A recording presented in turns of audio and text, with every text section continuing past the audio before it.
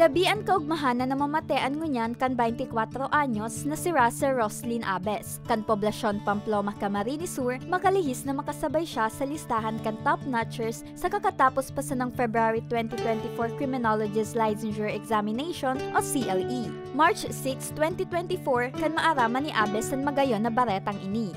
Istorya niya, pinangadji na talaga na makasabay sa top notchers. Dain niya sa nadaahunaon na ang dating pinangadji niya, ngunya nagkatotoo na. Sa 32,495 kayang examinees, as in 15,684 na nakapasar, siya ang sulamenting Bicolano na rank 10 sa nasambit na board exam sa passing rate na 89.40. Yung unang feeling ko is hindi ko yun may paliwanag.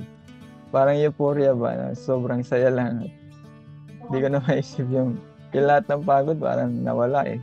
Fresh graduate si Abes sa Naga College Foundation, as in ikapito sa siyam na magturugang. Aki nin dating paraoma as in dating midwife. Sigun sa iya, saro sa mga rason kan sa iyang pagkakapasar ang suportang nakukuha niya sa iyang pamilya. All the way from the start, nandito po sila sa akin sumusuporta. Kahit na mahirap na and magastos, full support pa rin po sila. And yung girlfriend ko din po na hindi nawawala to push me and to support me sa lahat ng ginagawa ko. Kasi hindi naman po namin inaasahan na mapapasali siya sa top 10.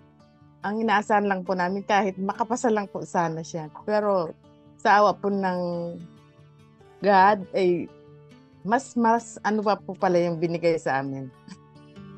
Makalihis na makapasar, ikinaugmama ni Russell ang mga nag-o-offer da sa iyang ngunyaning trabaho. May dumarating na mga opportunities and medyo nahihirapan pa din pumili. Kayaan sa iya tips sa mga masunod na examinees, May pag-asa, subok lang and pray lang ng pray para mas maganda na may guidance from God and mas nakakatulong talaga yon. para sa mga baretang tatak Bicol, Rose Espinas.